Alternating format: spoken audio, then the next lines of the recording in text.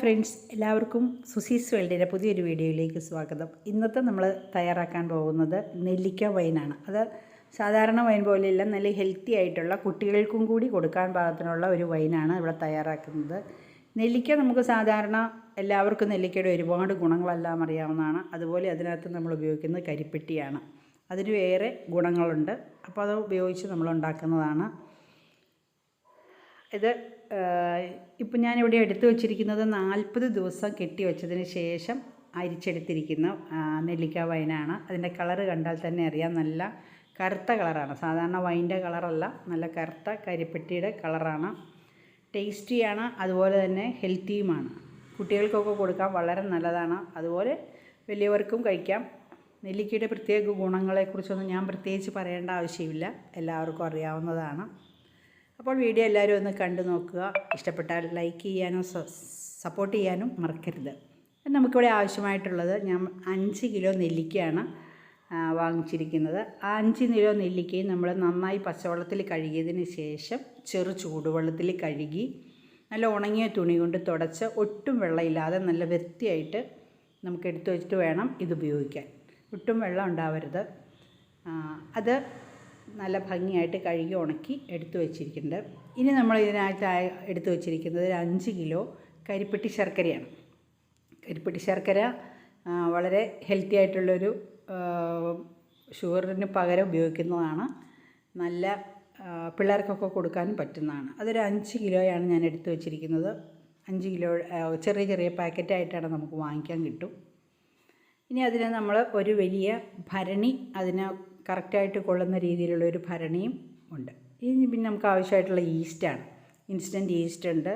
പിന്നെ തക്കോലം, പട്ട, ഗ്രാമ്പു, തക്കോലം, പിന്നെ താതിരിപ്പൂവ്, ഇഞ്ചി അരിഞ്ഞത്, പിന്നെ ഗോതമ്പ് നന്നായി കഴുകി ഉണങ്ങി എടുത്തിരിക്കുന്നത്, പിന്നെ നമുക്ക് ആവശ്യമായിട്ടുള്ളത് ശർക്കര നന്നായിട്ട് പൊടിച്ചെടുത്തത്.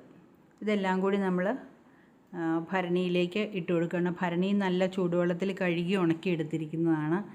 അതുപോലെ നെല്ലിക്ക നമ്മൾ നന്നായിട്ട് ഒരു 3-4 കഷ്ണമായിട്ട് മുറിച്ചിട്ടുണ്ട്. അതിൻ്റെ കായോടുകൂടി തന്നെ ഇടാം. എന്നിട്ട് ഭരണിയിലേക്ക് ഓരോന്നായിട്ട് നമ്മൾ ആൾട്ടർനേറ്റ് ആയിട്ട് ഇട്ട് കൊടുക്കാം. നമുക്കെല്ലാം കൂടി ഒരുമിച്ച് വേണമെങ്കിൽ ഇട്ട് കൊടുക്കാം. പക്ഷേ നമ്മൾ ആദ്യമേ നെല്ലിക്ക ഇട്ടു, പിന്നെ കുറച്ച് ശർക്കര ഇട്ടു, പിന്നെ കുറച്ച് സ്പൈസസ് ഒക്കെ ഇട്ടു.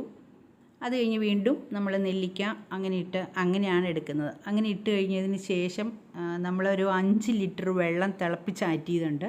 അത് നമ്മൾ ഭരണിയിലേക്ക് ഒഴിച്ചു കൊടുക്കും. ഇതെല്ലാം കൂടി ചെന്ന് കഴിയുമ്പോഴത്തേക്കും ഭരണിയുടെ ഒരു 1/4 ഭാഗത്തോളം സാധനം വന്ന് നിൽക്കണം. ആ ഒരു കണക്കിൽ വന്ന് വേണം നിൽക്കാൻ. അതിന് ശേഷം നമ്മളിത് നന്നായിട്ടൊന്ന് ഇളക്കി കൊടുക്കണം.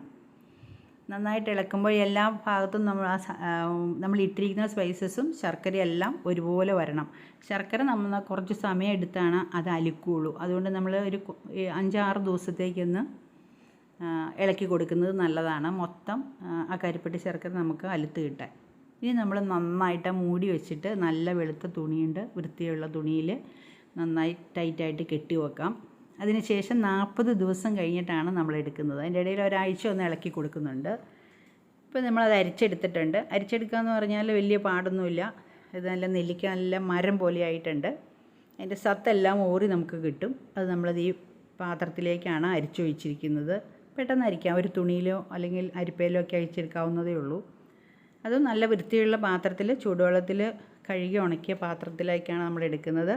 അതുപോലെ തന്നെ നമ്മൾ ആ ഇട്ടിരുന്ന ഭരണിയിൽ തന്നെ അത് ഭരണി കഴുകി ചൂടുവെള്ളത്തിൽ തന്നെ കഴുകി ഉണങ്ങി എടുത്തിട്ട് അതിലേക്ക് തന്നെ നമ്മൾ വീണ്ടും ഈ അരിച്ചു വച്ചിരിക്കുന്ന വൈനിനെ തിരിച്ചൊഴിക്കുകയാണ് ചെയ്യുന്നത്. കാരണം അത് നന്നായിട്ടൊന്ന് ഊറി കിട്ടണം. ഇപ്പോൾ അതിൻ്റെ അടിയിലെല്ലാം നല്ലപോലെ കട്ടിയായിട്ടുണ്ടാവും. അപ്പോൾ നമുക്കൊന്ന് ഊറിയെടുക്കാൻ വേണ്ടിയിട്ട് നല്ല തെളിഞ്ഞ് കിട്ടണം. അത് നമ്മൾ വീണ്ടും അതിലേക്ക് ഭരണിയിലേക്ക് തന്നെ ഒഴിച്ചു കൊടുക്കുകയാണ്. എന്നിട്ട് പഴയ പോലെ തന്നെ നന്നായി മൂടി കെട്ടി വെക്കണം. എന്നിട്ട് ഒരാഴ്ചയ്ക്ക് കഴിഞ്ഞ് കഴിയുമ്പോൾ നമുക്കത് പയ്യെ ഊറ്റിയെടുക്കാവുന്നതാണ്.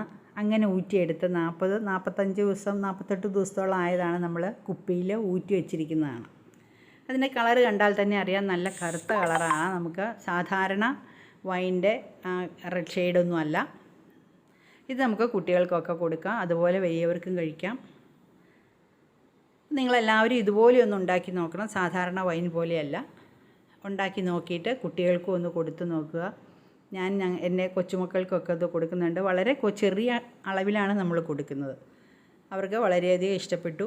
നിങ്ങളുണ്ടാക്കി നോക്കുക. ഇഷ്ടപ്പെട്ടെങ്കിൽ ലൈക്ക് ചെയ്യുക. അതുപോലെ നിങ്ങളുടെ കമൻറ്റും രേഖപ്പെടുത്തുക. പുതിയൊരു വീഡിയോയുമായി വീണ്ടും വരുന്നത് വരെ താങ്ക് യു ഫോർ വാച്ചിങ്.